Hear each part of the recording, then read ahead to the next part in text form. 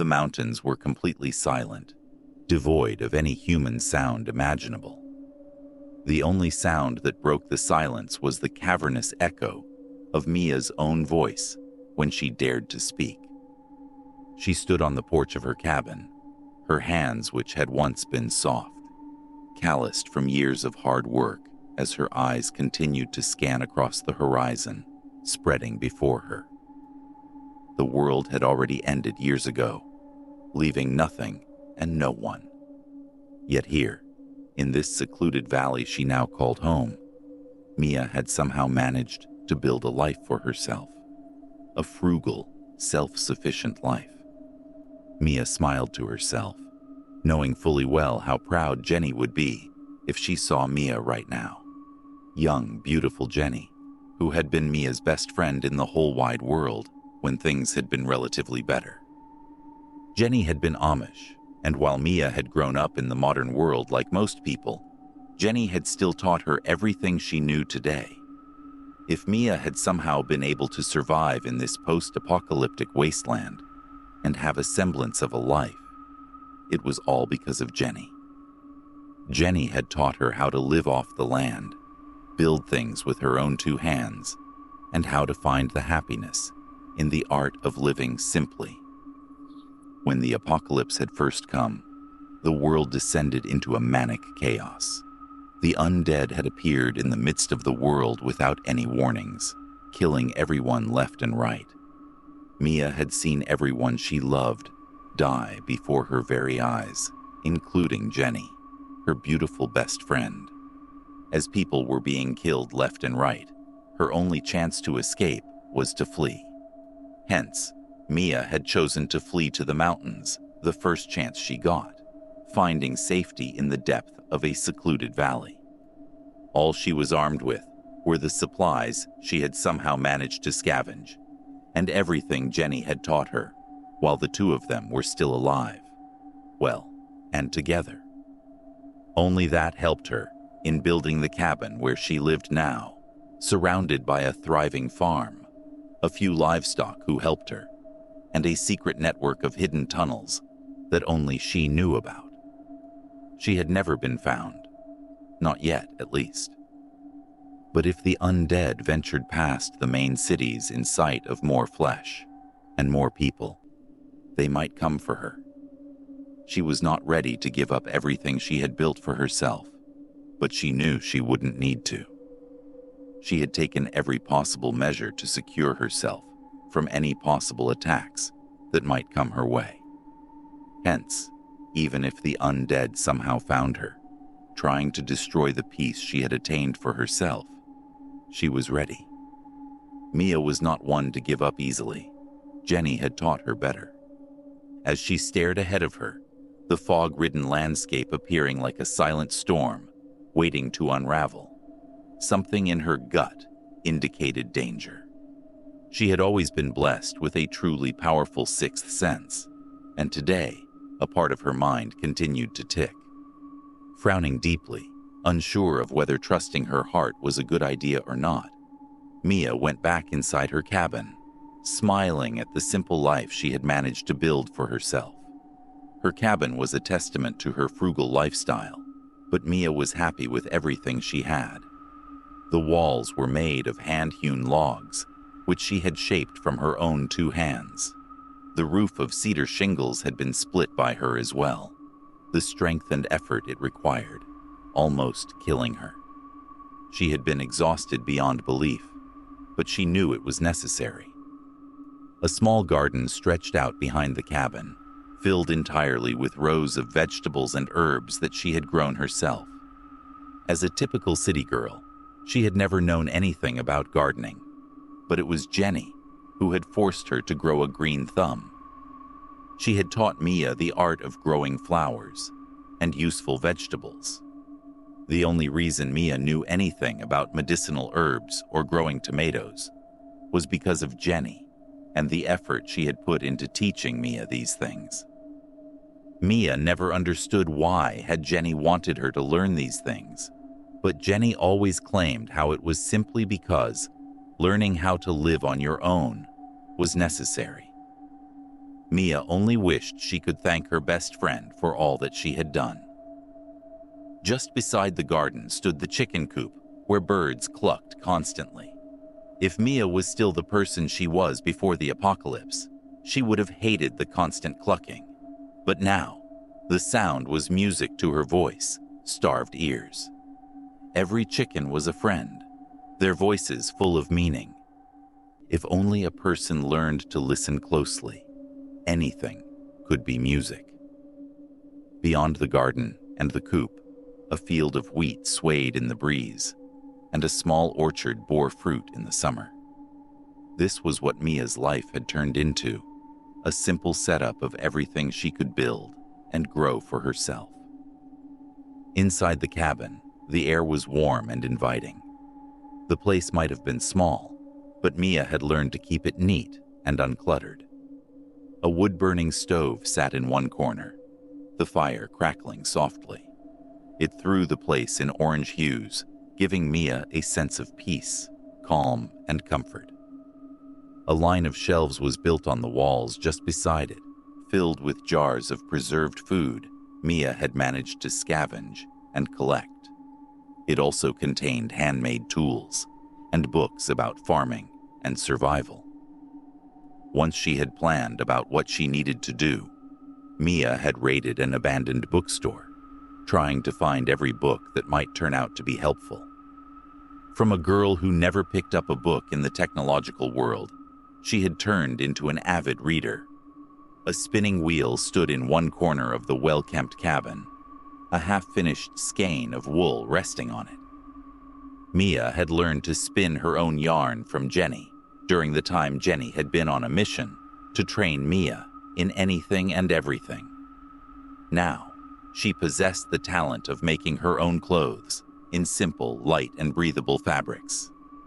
How the tables had turned. It was still hard to believe.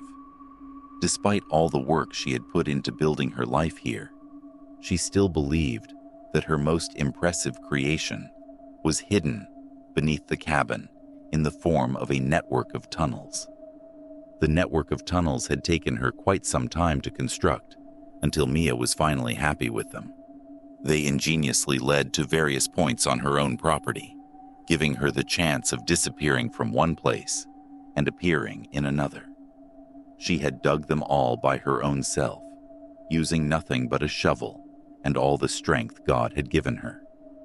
She knew if the time came, and she ever needed it, they were going to be her escape route, her only lifeline in any case of extreme danger. And something told Mia that danger was definitely not too far. She shook her head, pushing away all such thoughts before getting back to work. Something in her heart told her that things were not right, but she could not stop life on the farm based on nothing but a whim. Ignoring everything, she lit the stove to prepare a simple meal of eggs from her chicken and the bread she had baked herself the day before. She could have never thought that a handmade breakfast was going to be so much more rewarding than a cup of Starbucks for her someday, and had definitely never thought she would ever give up her caffeine addiction. But now, she knew how tough times taught a person everything they needed to know. Once breakfast was done, she quickly tended to her little garden, removing excess weeds one after the other. Few vegetables needed to be harvested before they were over-ripened, and Mia quickly went about plucking them. Following her daily routine, she went on to check on the chicken, collected their eggs, and fed them scraps from the garden the way she did every day. It was still surprising to her how farm life came about in a circle. Nothing was considered to be wastage, as everything was useful for one thing or the other. Mia smiled at the thought while heading to her orchard to pick apples, her mind wandering as she worked on it. Something about her fears regarding the undead finding her sooner or later always led her to Jenny. If Jenny was here, she would have understood the source of Mia's fears, since she was the only person who ever resonated with Mia. When the world had fallen apart, Jenny had wanted to flee to the mountains along with Mia, but the plan had failed. The undead had killed Jenny, wishing to tear her body into pieces, but Mia had not let it happen. She had brought Jenny with her to the mountains, just as her best friend had wished, and had buried her under the only living tree in the place at that time. Whenever Mia felt as if she was too alone, or felt as if life had lost all meaning and purpose, she walked towards Jenny's grave and spent hours talking to her. Lately, that was the only thing which calmed Mia down. Her sense of purposelessness kept growing, as if her own life had come to a standstill. What was she going to do now? She continued to work on the apple tree when a familiar sound caught Mia's attention. The sound of a low, guttural growl. Her hand froze, tightening around the handle of her shovel. It was a sound she had not heard in months, or perhaps years, and had definitely never hoped to hear it again. Yet she had known it would be delusional to believe that she would be able to escape it entirely. The undead were not gone, but had only increased in number, spreading all around the world, one day at a time. One day or the other, she was bound to be discovered. The sound came again, and Mia's hand shivered awfully, making her drop the shovel. The sound came again, much closer this time, forcing Mia's heartbeat to accelerate at an impossibly frightening rate. She knew that sound like the back of her hand. She understood their numbers and the hunger they possessed in them. Mia knew it was not a single undead, but an army of them, and she was all alone against them. It was time. Dropping the apples and everything else, she ran back to her cabin, her mind racing in fear. It was not as if Mia had never faced the undead before, but she had not fought with even one of them for a little over a year. Moreover, she had never encountered one of them this close to her home, or from the looks it actually inside her home.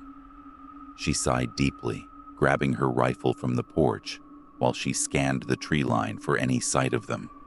They were already on her property, and it would only take them a few minutes to appear before her. She stood at one corner of the window, hiding herself behind the curtain, while continuing to stare outside.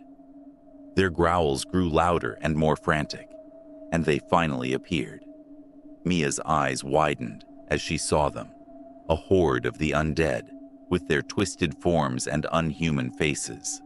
They looked gray and dirty, their bodies starved for flesh and blood. Mia knew the reason they had ventured past the city and into the mountains was hunger alone, and if they somehow caught Mia, they would tear her apart to pieces, perhaps devouring her alive. She needed to do something. Mia took a deep breath without hesitating even once, and finally fired a shot. Her shot had improved quite a lot since she had started to hunt animals for food and took one of the undead down, but they only continued to creep towards her further. There were too many of them, and she definitely couldn't fight them all. The only choice she had left was escape. It was time the tunnels were brought to use at last. Running inside the cabin at top speed, Mia grabbed a lantern placed on one of the shelves, lighting it through the blazing fire in her wooden stove. Carefully scanning the door to the cabin, Mia noticed they were still at some distance and lifted the carpet to reveal the trap door, which was hiding underneath. The trapdoor leading to the tunnels was her only chance at finding escape and safety. Lifting the door, Mia climbed downstairs into the opening of the tunnel, closely sealing the opening behind her. She had even managed to make an artificial patch of wooden floor to attach to the opening, so even if the undead found the trapdoor, they would still never be able to continue down into the tunnels. The tunnels were dark and narrow, but Mia knew them as well as everything else she knew on her property. Even if she did not need to tend to them or visit them every day, she was still the one who had built them, and could very easily navigate them in the darkness. She knew perfectly well that which opening led to which part on her property, and could reach wherever she needed. But while the undead were still inside, Mia could not do anything. She had to stay hidden. Sighing deeply, Mia moved quickly underneath the cabin, her lantern casting flickering shadows on the walls around her. That was enough light for her to see. A loud reverberation shook her, the sound of footsteps echoing through the tunnel. It was indication enough for Mia that the undead had reached inside her cabin, their loud growls reaching her even down below. Their sharp claws echoed through the tunnels, making Mia fear for her life. She didn't want to think about what would have happened if she hadn't built these tunnels. Without the tunnels, she would have had no chance to escape in any way possible. She would have been caught. But this was not the time to stand and reflect. The sounds of breaking and shattering reached her. She could tell the undead were destroying everything. It did not come as much of a surprise, since she had already seen houses raided by the undead before, each one of them far worse than the last. They ruined everything which came in their way, and Mia could already foresee what they might do to her beautiful cabin. Her breath was coming in ragged gasps as fear gripped her, but despite that, Mia kept moving. Finally, she reached the far end of the tunnel, which also served as the main exit from her property. Now that all the undead had crossed the valley to get inside, Mia was certain the exit would be entirely empty. Her heart pounded as she pushed the tunnel door open, climbing back out into the open air. The undead had certainly already gone past the place, their stampede having ruined the smaller crops growing there. What was she going to do? Mia wondered, unsure of how to manage the whole situation. She stood at the edge of the forest, her rifle held firmly in her hands. Even from the distance, the sound of shattering, tearing, and breaking was echoing through the mountains, breaking Mia's heart, piece by piece. They were still in the cabin but had not found the tunnel, and in that moment, it was the only thing which made Mia ecstatic. Everything she had worked so hard towards was being broken by them. The crops and fruit orchards already destroyed. They killed everything in their wake, and Mia's cabin was just another thing to break. She still had a tiny bit of hope left, that perhaps, just perhaps, she might be able to return. As if on cue, a large roaring fire began to blaze from inside her cabin, shocking Mia to the core. Right before her eyes, her cottage was burning, and there was nothing she could do. She could not fight so many of them all alone.